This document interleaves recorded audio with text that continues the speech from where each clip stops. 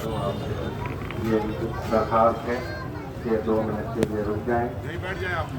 आप सब लोग यहीं बैठ जाएं। जो खड़े रहना चाहते हो वो खड़े भी रह सकते हैं।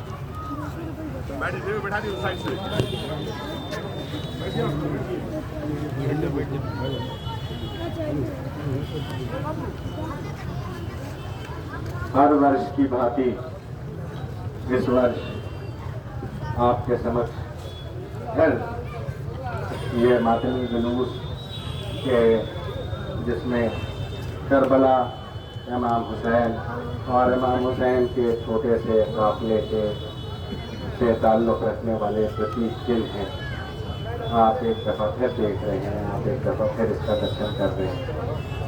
हर वर्ष की भांति इस वर्ष मैं पुनः आपके समक्ष हूँ। मैं पुनः आपके समक्ष हुसैन, हुसैनियत और खुद को पहचानवाने की चेष्टा करूँगा। हमारा उद्देश्य वही है जो आज से 1400 वर्ष पूर्व हमारे इमाम, हमारे आका मौला नबी हज़रत मोहम्मद साहब के नवासे इमाम हुसैन का उद्देश्य था। हम गत 1400 वर्षों से इमाम हुसैन के उस उद्देश्य को आप तक पहुंचाने की चेष्टा कर रहे हैं, कोशिश कर रहे हैं। आपके ज़हनों में, आपके मस्तिष्क में प्रश्न बोने की कोशिश कर रहे हैं कि आपके मस्तिष्क में बोए हुए प्रश्न कभी न कभी अवश्य अंकुरित होंगे और उस अंकुर से इमाम हुसैन के दर्शन के खुशबू और प्यारे और सुंदर फूल खिलेंगे कि जो पुष्प इस समाज में बराबरी, अहिंसा और प्यार पैदा करेंगे। इमाम हुसैन का छोटा सा तारुफ ये है कि इमाम हुसैन रसूल मकबूल हज़रत मोहम्मद मुस्तफ़ा सल्लल्लाहु अलैहि वसल्लम नवासे थे, उनके नाती थे। इमाम हुसैन के रसूल के जाने के बाद इस संसार से एक के बाद एक, जैसा हर जगह होता है, कुर्सी की जंग, ताकत की जंग, ताकत की लड़ाई, और उसके नतीजे में परिस्थितियां बदलते बदलते यहाँ तक पहुँच गई कि यजीद जैसा बादशाह, यजीद जैसा किंग गद्दी पर बैठ गया कि जिसने इस्लाम के जो मौलिक विचार थे उन विचारों के खिलाफ न सिर्फ बोलना शुरू किया बल्कि कार्य भी करना शुरू किया। उसकी चेष्टा ये थी कि वो सारा पैगाम कि जो रसूल ने इंसानी बराबरी का इस संसार को दिया है, रसूल ने, हज़रत मोहम्मद साहब ने जो ये बताया है इस पूरे संसार को कि कोई मानव अपने रंग, अपनी भाषा, अपनी बोली, अपने धर्म के आधार पर, अपनी पैदाइश के आधार पर किसी से बड़ा या किसी से छोटा नहीं है।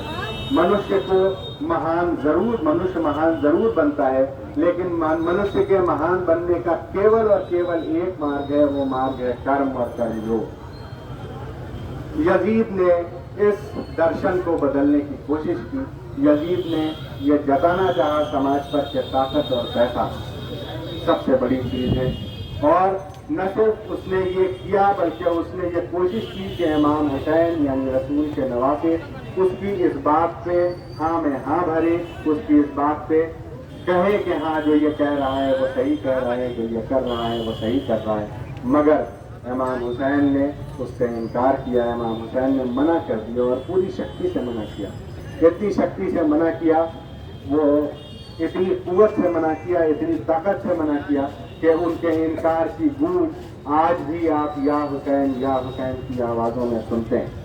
उनका इनकार आज भी जिंदा है और उनके इस इनकार के साथ हम भी जिंदा हैं। इमाम हुसैन का ये दर्शन आप तक पहुंचाने के लिए कि इमाम हुसैन और इस्लाम बराबरी सिखाता है।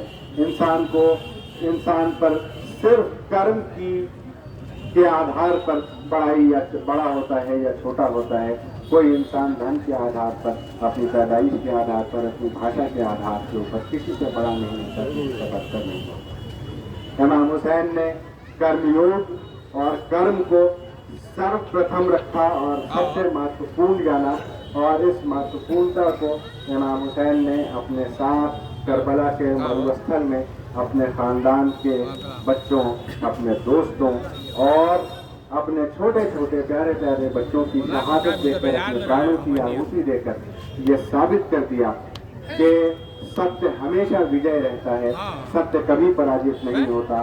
آج امام حسین کا نام لینے والے تو ہیں، آپ کے سامنے نظر آ رہے ہیں، لیکن یزید کا نام لینے والا کوئی نہیں ہے، یزید کو اچھا کہنے والا کوئی نہیں ہے۔ آپ تمام بھائیوں سے کہ جو مجھے سن رہے ہیں، ان سے میں پنः ایک آگرہ کروں گا جو میں ہر سال کرتا ہوں۔ وہ آگرہ یہ ہے کہ کرپیا سمے نکالیں، گوگل پر جائیں، امام حسین کا نام ٹائپ کریں، امام حسین کو جاننے کی کوشش کریں، امام حسین کے درشن کو جاننے کی کوشش کریں، امام حسین کو سمجھنے کی کوشش کریں۔ میں آپ کو وشواس دلاتا ہوں، اگر حسین کو اور حسینیت کو آپ نے آتمسات کر دیا تو سماج میں پائی جانے والی ہر طرح کی ویمنستا دور ہو جائے گی، اور سماج میں جو ایک پرکار کا انریسٹ دیکھا جا رہا ہے وہ ختم ہو جائے گا۔ حسین زندہ باد، حسینیت زندہ باد۔